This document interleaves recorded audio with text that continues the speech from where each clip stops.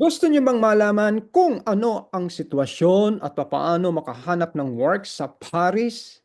Kung bago ka sa aking channel, please don't forget to like, share, comment, and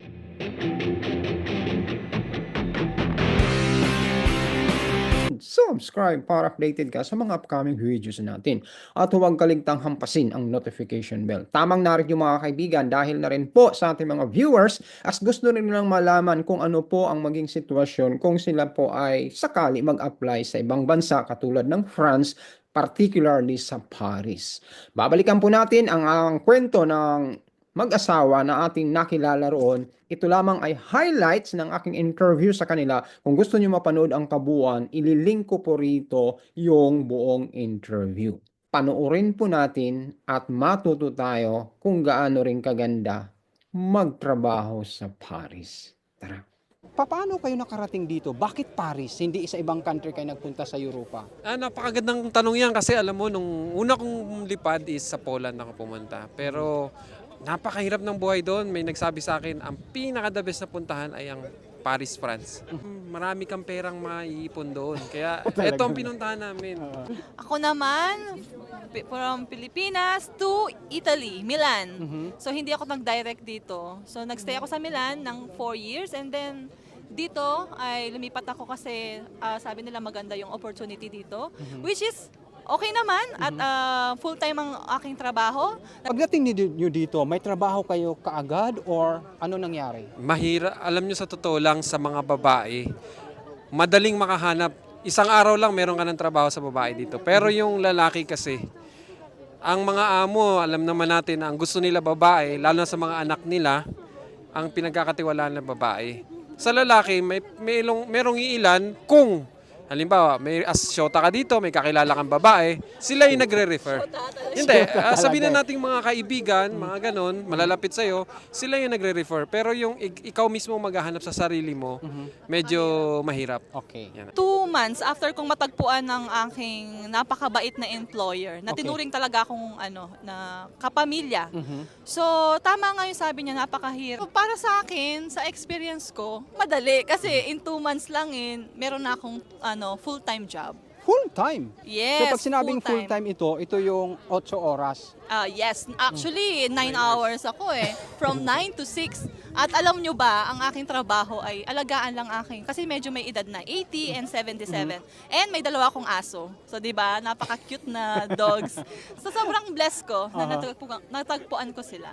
So, Kasi nung pumunta ako dito, may kakilala nga, yun nga sinasabi ko, dapat may kakilala kayo dito, yun ang magagabay sa inyo para mabigyan kayo ng trabaho. okay. Pero kung wala, ayun, siguro 2 buwan, yung iba 3 taon na wala pang trabaho dahil sa walang kakilala. Ayan. Pero yun nga, pag may kakilala ka, madali. Ayun, nasa gitna yung okay Eiffel na. Tower. Kita na. Alright, so tuloy tayo. So, yung trabaho nyo yan, mula noon hanggang ngayon, ito pa rin ba? Yes, ako, simula nang dumating ako dito, 5 years na ako. Aha. Simula nang dumating ako hanggang ngayon, isa lang amo ko. Pinakamaganda doon, pagka once na isa lang yung amo mo at declare ka, sigurado yun, hanggang 5 years, 3 years lang, pwede ka na mag-apply. Kasi madaling mag-apply sa prefecture kung ang iisa lang yung amo mo. Okay. At mabilis yung proseso, madali ka kagad magkakapapel, kasi full declare ka. Okay, ikaw naman, Angel. Ako naman, hindi. Pangalawang amo ko na lang siya. So, in 2 months, meron akong semi-full-time lang. So, syempre, hindi ako doon. Kasi bahay lang, babayaran mo yung mga bills mo. So, ngayon, na-recommend sa akin ng tita ko, itong aking amo till now.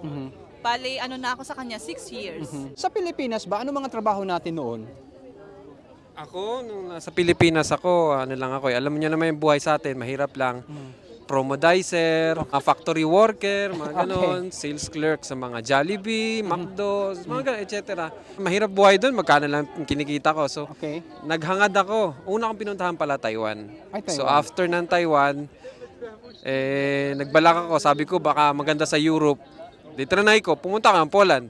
So, nung nalaman ko sa Poland, walang kita. Ang pera nila doon, maliit lang.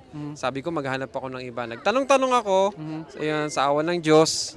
Ayan, nakita ko yung magandang kapalaran dito sa France. Kumusta dito yung swelduhan kung okay lang sa inyo? Ang Nako. kitaan? Malalaman niyo kung magkano sinisweldo ko. Oh. Nililihim ko ngayon kay misis ko. Ang SMIC dito ngayon, ay nasa mga naglalaro sa 1.3 hanggang 1.5. Kasi ang basic ng per hour na ngayon is 11.7 yata per hour. Okay. Yun yung ano dito. Additional kapag meron kang overtime. Yes. Okay. So since yung nga, basic nito 1.5, pagka mayroong overtime, aabot ng 2,000. At pagka medyo gusto mo pang kumita, aabot yan hanggang 3,000, 4,000. Ayun, ang ganda. Yan. Ikaw, Enjeng, Ako, ang aking sweldo is 1,750. fix yun. Fix yun. Ayun, maganda. So, naka-fix ako and kami ng amo ko, meron kaming usapan. Give and take kami. Kasi sometimes, 6 months wala siya dito sa Paris. Nasa Amerika siya kasi yung asawa niya is American. Okay. So, kapag wala siya, so ako, parang nakahiga lang ako doon sa kanyang mansion. Pag nandito siya, minsan pag pinag-overtime ako, fix pa rin ang sweldo sa akin. Kasi nga, give and take kami. Ayun. Ano mga benefits ng isang, ano bang tawag sa inyo, empleyado or what? Empleyado. Hindi ko alam yung exact na term pero sa tingin ko, pag once na declare ka, syempre magbabayad ka ng tax mo, normal Okay. yun. And at the same time, marami pang ibang mga kinakaltas, bukod doon yung sa mga health natin. Alam ko may insurance din kami. May tinatawag na security social yata yun eh. Kapag nagkaroon ka na ng papel, Yes. magkakaroon ka ng Take kartibital. note sa may mga papel yun na. Kartibital. Kartibital. Pero pagka wala kang papel, pwede dito yung aid medical. Yun yung tinatawag na kahit pag wala kang declare, tapos mag-apply ka doon para pag nagkasakit ka, is pwede kang magpa-hospital ng mura lang, may discount ka. Halimbawa, ang babayaran 50, magiging 25. Okay. Ganon. Ano yung papel na sinasabi niyong papel? Yung papel, yun yung tinatawag na residence card. Yung temporary residence Permit. card. Permit. Yung Okay. ID natin na dito sa France. Na ang unang apply mo, 1 year lang. Then second, pagka mayroon ka ng tinatawag na OFI, nakapag-OFI ka, ayun, depende rin yun. Minsan, binibigay 1 year pa rin yung iba eh.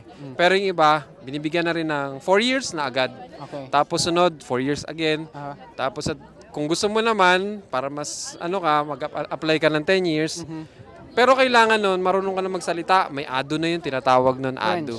French. okay. Yeah. Ikaw, ang case mo, iba sa case niya, company siya, di ba? Company Ikaw siya. private. So, ano Yes. mga benefits ng American boss mo? Actually, ganun din eh. Kasi kapag wala ka pang papel, kasunod yung Social Security. Okay. So, dapat meron ka muna yung cartizidure. Ang Okay. pagkakaalam ko, para magkaroon ka din makapag-apply ka din ng cartibital para sa health insurance. So, parang ganun din. Okay. Nagbabayad ka rin ng tax kasi Okay. declared ka eh. Okay, declared. Pag sinabi declared. natin declared, ibig sabihin, kaya kang ipagtanggol, kaya Yes, kang hindi sabihin ka- sa authority na ikaw ay empleyado ko. Nagbabayad ka Kasi nagbabayad naman. kami ng tax eh, pagka Okay. ganun eh. Okay. Pag declare ka 100%, Oo. nagbabayad ka ng tax. Okay. Yun ang gusto ng gobyerno dito, yun ang nagbabayad ka ng tax sa kanila. Yes, para kumita sila.